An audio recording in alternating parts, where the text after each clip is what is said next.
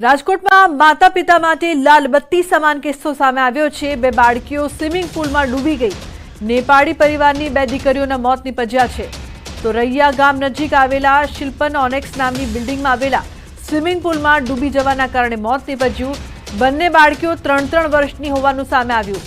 થોડા મહિના અગાઉ પણ નેપાળી પરિવારના પુત્રનું સ્વિમિંગ પુલમાં ડૂબી જવાના કારણે મોત નીપજ્યું હતું। તો બે બાળકીઓ સ્વિમિંગ પુલમાં ડૂબી ગઈ। परिवार हाल शोकनो माहौल जोवा मळी रह्यो छे। महत्वपूर्ण समाचार गांधीनगरथी आज भाजपना सांसदोनी बैठक मळशे। गांधीनगरमां सवारे 11 થી 2 दरमियान आ बैठक योजाशे। सामाजिक राजकीय अने वर्तमान स्थिति पर समीक्षा करवामां आवशे। तो चूंटणी समीकरणों अंगे पण मंथन थशे।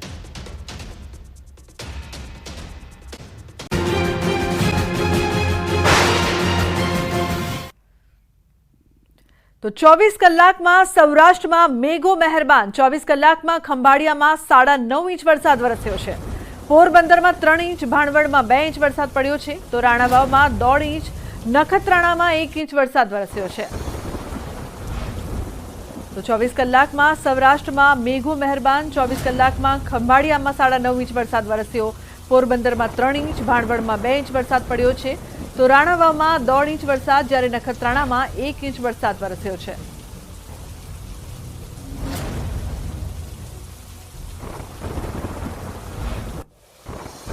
सौराष्ट्र में ચોમાસું જામ્યું છે। ગોંડલ અને તાલુકાના ગ્રામ્ય વિસ્તારમાં વરસાદ। ગ્રામ્ય વિસ્તારમાં 1.5 થી 2.5 इंच वरसाद वरस्यो છે। વાવણી લાયક વરસાદ થતા ખેડૂતો ખુશ થયા।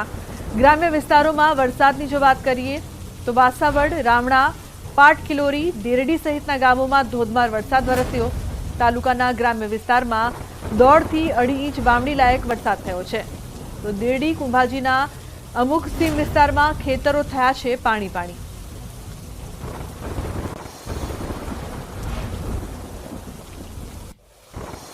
बीजी तरफ बात करिए द्वारकानी तो द्वारका में वहेली सवारथी वरसादी माहोल जोवा मळी रह्यो छे। गाजवीज साथे वरसाद शरू थयो छे। કેટલાક વિસ્તારોમાં વીજળી પણ ગુલ થઈ। રાત્રિના 3 વાગ્યાથી યાત્રાધામ દ્વારકામાં ધીમી ધારે વરસાદ શરૂ થયો છે। તો દ્વારકા શહેરમાં ધીમી ધારે વરસાદ શરૂ થતા દ્વારકા શહેરના રોડ રસ્તા ભીના થયા।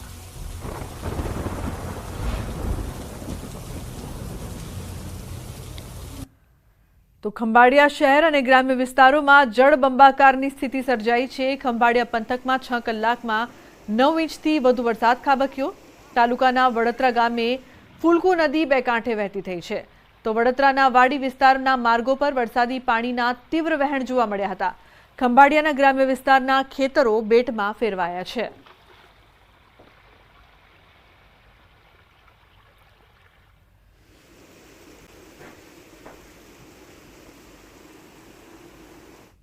સમાચારમાં આગળ વાત કચ્છની। કચ્છમાં વહેલી સવારથી વરસાદી માહોલ જોવા મળી રહ્યો છે। માંડવી તાલુકામાં ધોધમાર વરસાદ। માંડવીના ગ્રામ્ય વિસ્તારમાં પણ વરસાદ। ગઈકાલે પણ કચ્છના અનેક વિસ્તારોમાં વરસાદ વરસ્યો હતો।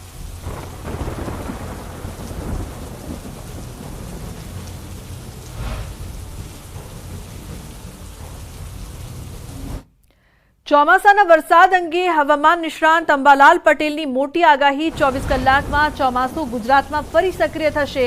11મી જૂને ચોમાસાએ ગુજરાતમાં લીધી હતી એન્ટ્રી। તો 12 જૂનથી ચોમાસાએ વલસાડ, નવસારી પર જ બ્રેક મારી હતી। હવે આજથી ગુજરાતમાં ચોમાસું ફરી સક્રિય થશે। 17 અને 22 જૂન સુધી આંચકાનો પવન ફૂંકાશે। આજથી આંધી, વંટોળ, ગાજવીજ સાથે વરસાદ। તો ગુજરાતમાં આજથી આંધી વંટોળનો પ્રકોપ। કાચા મકાનોના છાપરા ઉડી જાય તેવો પવન ફૂંકાશે। 17 થી 22 સુધી ઘણા ભાગોમાં જબરો પવન ફૂંકાશે। જે ચોમાસામાં બ્રેક લાગી ગયો છે તે આગામી 24 કલાકમાં ચોમાસું સક્રિય થશે અને તારીખ 17 થી 22માં ભારે આંચકાનો પવન દક્ષિણ ગોળાર્ધમાં થઈને માડાગાસ્કર ટાપુમાં થઈને પૂર્વ આફ્રિકામાં થઈને સીધો બંગાળ અરબ સાગરમાં થશે। કેટલીક અસરો બંગાળના ઉપસાગર ઉપર થવાની શક્યતા રહેશે અને આ વિન્ડ ગેજ જબરી હશે, જેના કારણે રસ્તા પર પડેલા જે વસ્તુઓ જે છે ઉડવા લાગશે। ઝાડની ડાળીઓ પણ વળી જશે। કાચા મકાનના પાતળા ઉપર પણ અસર થશે। એટલે આ વિન્ડ ગસ્ટ પવનની ગતિનો સપાટો જબરો છે. તારીખ 17 થી 20 આંચકાના પવન સાથે સાથે અરબ સાગરમાં લો પ્રેશર બનશે, બંગાળ ઉપસાગરમાં લો પ્રેશર બનશે. 20મી જૂનથી ડીપ ડિપ્રેશન બનશે અરબ સાગરમાં, બંગાળ ઉપસાગરમાં ડીપ ડિપ્રેશન બનશે. વેલમાર્ક લો પ્રેશર પછી ડીપ ડિપ્રેશન બને છે અને આ ડીપ ડિપ્રેશનો બનવાના કારણે અને ઘણા લો પ્રેશરો થવાના કારણે હવે બંગાળ ઉપસાગરની શાખા પણ સક્રિય થશે, અરબી સમુદ્રની શાખા પણ સક્રિય થશે અને બંને શાખાઓ સક્રિય થતાં મધ્યપ્રદેશમાં ભારેથી અતિભારે વરસાદ થવાની શક્યતા રહેશે. સમાચાર કચ્છથી. કચ્છના દરિયાકાંઠે નશાનો કારોબાર જોવા મળી રહ્યો છે. કચ્છના દરિયાકાંઠેથી ચરસના વધુ 11 પેકેટ મળ્યા છે. તો 2 દિવસમાં ચરસના 21 પેકેટ ઝડપાતા ખળભળાટ મચ્યો છે. બીએસએફ ચોકી કોટેશ્વર દ્વારા ચરસનું એક પેકેટ પેટ્રોલિંગ સમય મળ્યું છે. ખિદ્રત ટાપુ ઉપરથી 10 પેકેટ ચરસના મળ્યા.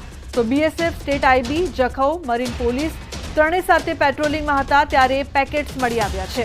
તો કચ્છના દરિયાકાંઠે નશાનો કારોબાર હજુ પણ યથાવત જોવા મળી રહ્યો છે. એકવાર ફરી ચરસના પેકેટ્સ મળી આવતા ખળભળાટ મચી ગયો છે. તો 2 દિવસમાં ચરસના 21 જેટલા પેકેટ્સ મળી આવ્યા છે. તો કચ્છના દરિયાકાંઠે નશાનો કારોબાર છે તે હજુ પણ જોવા મળી રહ્યો છે. 2 દિવસમાં 21 પેકેટ ઝડપાતા ખળભળાટ મચી ગયો છે. ઉલ્લેખનીય છે કે આ પહેલા પણ આવી ઘટનાઓ સામે આવી છે કે નશાનો કારોબાર. જૂનાગઢમાં જૈન મંદિરમાં જૈન મૂર્તિ ખંડિત મામલે સુરતમાં પણ રોષ ભભૂક્યો છે. સુરતના જૈન સમાજના લોકો કલેક્ટર કચેરીએ ભેગા થયા.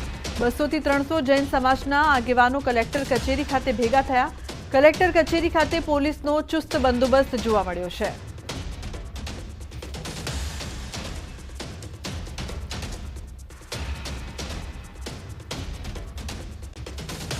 આગળ વાત. પાવાગઢની મૂર્તિઓ ખંડિત થતા જૈન સમાજમાં રોષ જોવા મળી રહ્યો છે. પૌરાણિક તીર્થંકર ભગવાનની મૂર્તિઓ ખંડિત થતા રોષ. મૂર્તિઓને પુનઃસ્થાપિત કરવાની જૈન સમાજની ઉગ્ર માંગણી. જૈન સમાજના અગ્રણીઓએ આવેદનપત્ર પણ આપ્યું છે. તો પાવાગઢ, વડોદરા, સુરત અને બોમ્બે સહિત રાજ્યના અલગ અલગ સ્થળોએ જૈન સમાજના અગ્રણીઓ મોટી સંખ્યામાં પહોંચ્યા. પાવાગઢ ખાતે નિજ મંદિર જવાના જૂના રસ્તા ઉપર પ્રતિષ્ઠિત પૌરાણિક મૂર્તિઓ હટાવ્યા બાદ પુનઃસ્થાપિત નહીં કરવામાં આવતા જૈન સમાજની લાગણી દુભાઈ છે. મૂર્તિઓને પુનઃસ્થાપિત કરવા જૈન સમાજની ઉગ્ર માંગણી. તો જિલ્લા પોલીસ વડા પણ પાવાગઢ ખાતે દોડી આવ્યા હતા. જૈન સમાજના અગ્રણીઓની રજૂઆત અંગે યોગ્ય કામગીરી માટે આપવામાં આવી છે ખાતરી.